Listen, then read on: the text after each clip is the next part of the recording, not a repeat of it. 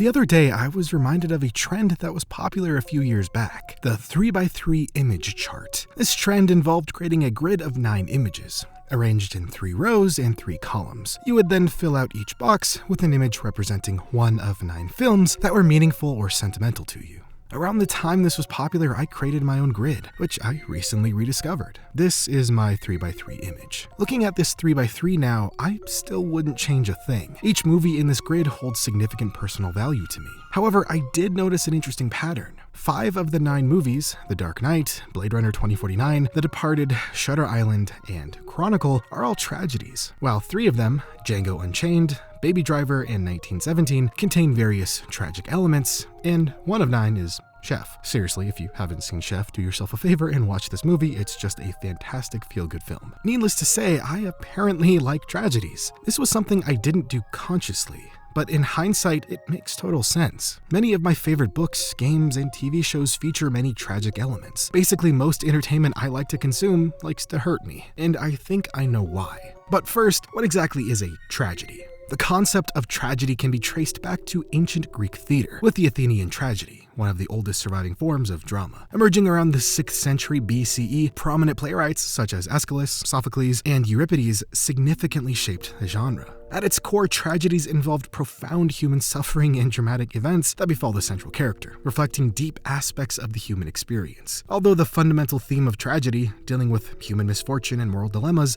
has remained consistent, the ways in which these themes are explored has evolved over time. The concept of catharsis, introduced by Aristotle in his work Poetics, is central to the traditional understanding of tragedy. The Greek word catharsis translates to purification or cleansing, and Aristotle argued that the purpose of tragedy is to elicit feelings of pity and fear in the audience, leading to an emotional relief or release. The ultimate goal of catharsis was intended to provide the audience with a sense of emotional clarity and renewal. Viewing this concept with a modern lens, it becomes clear that the tragedy genre has become severely lacking. Very few films nowadays even attempt to embrace the tragedy genre or even wish to embrace any tragic elements. Sure, films can have sad moments, but there's a difference between having sad moments and embodying the essence of tragedy. In most films, the focus often shifts towards resolution, redemption, or even irony, which dilutes the raw impact that traditional tragedies once had. To better understand this concept, let's examine some specific examples from my list. Films like The Dark Knight and Blade Runner 2049 continue to embody the traditional tragic elements, such as moral complexity and the character downfall. For instance, in The Dark Knight, the film portrays the psychological struggles and moral ambiguity of its characters, while Blade Runner 2049 delves into themes of identity and existential despair. Both films also end with 2 different types of character deaths. In The Dark Knight, Batman sacrifices his own moral code and the public image he has carefully crafted in order to uphold Harvey Dent's legacy to protect Gotham. This ultimate sacrifice reinforces the tragic dimensions of his character, as Batman's heroism is tainted by the personal cost of his choices. In Blade Runner 2049, Kay's journey also culminates in a profound tragic moment. After discovering his true identity and the implications of his existence, Kay sacrifices himself in a final act of defiance against a system that seeks to control and suppress individual freedoms. His death represents a poignant conclusion to his quest for meaning and connection, highlighting the film's exploration of existential themes and the inherent tragedy in the search for personal identity. These examples underscore how modern films can embrace the essence of tragedy, depicting profound personal loss and moral dilemmas that challenge the viewer's understanding of heroism and sacrifice. On the other hand, movies like Django Unchained and Baby Driver, while they incorporate tragic elements, they both pivot towards resolutions or redemption. In Django Unchained, the film's culmination provides a sense of vindication and justice for Django, which contrasts with the more ambiguous and unresolved nature of traditional tragedies. Similarly, Baby Driver features a narrative that ultimately leads to a redemptive arc for Baby, offering a more hopeful resolution despite the film's intense and violent moments. And while yes, Baby is arrested in the end, he still gets out of prison, gets the girl, and drives off into the sunset. This shift towards resolution in modern storytelling can dilute the raw impact of tragedy, reflecting on a broader trend towards narratives that prioritize closure and optimism over the unflinching exploration of human suffering. This lack of tragic representation might be tied to the broader trend of of seeking escapism in entertainment. Today's audiences often prefer narratives that offer resolution and hope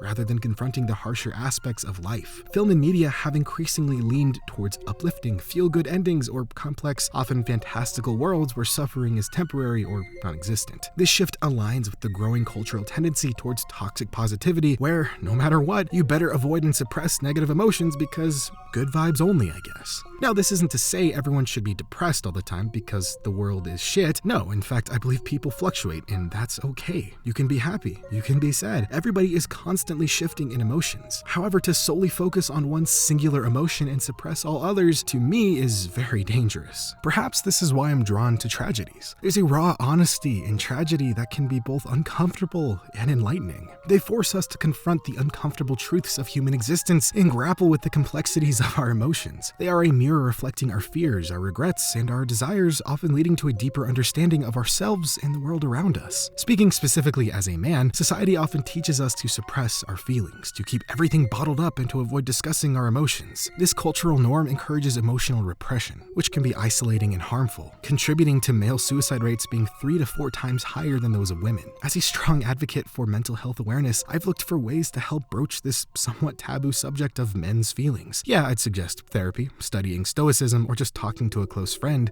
but sometimes this is harder for some than others. So what other options are there to tackle these complex emotions? Well, I think the answer is tragedies. Tragedies offer a unique space where everyone can confront and process the darker aspects of their emotional lives in a way that feels acceptable and even cathartic. In a society where vulnerability is often seen as weakness, tragedy presents vulnerability as a universal human experience. It strips away the pretense of invulnerability and allows us to explore the depths of despair, guilt, and sorrow in a way that feels both safe and really necessary. When engaging with tragic narratives, we're given the opportunity to witness characters wrestling with the very emotions we might feel compelled to hide. Whether it's the crushing weight of failure, the sting of betrayal, or the devastation of a loss, tragedies depict these experiences with unflinching honesty. This not only validates our own struggles, but also encourages a deeper emotional engagement that can lead to self-reflection and hopefully growth. Moreover, the communal aspect of experiencing tragedies, whether through theater, film, or literature, allows us for a shared understanding of pain and suffering. It reminds us that we are not alone in our struggles, and that there is value in acknowledging and expressing the full range of human emotions. In a world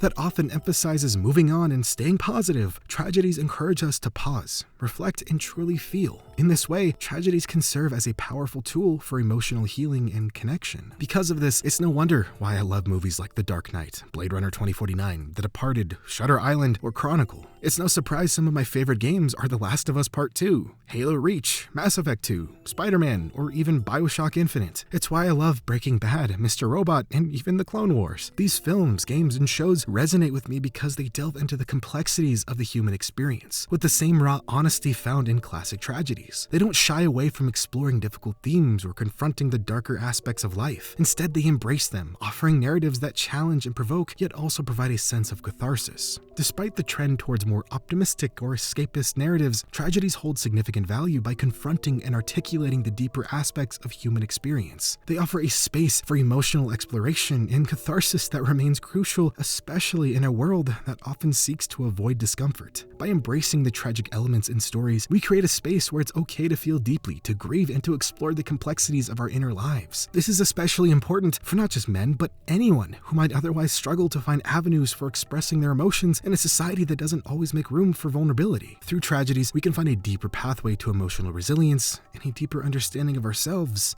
and each other.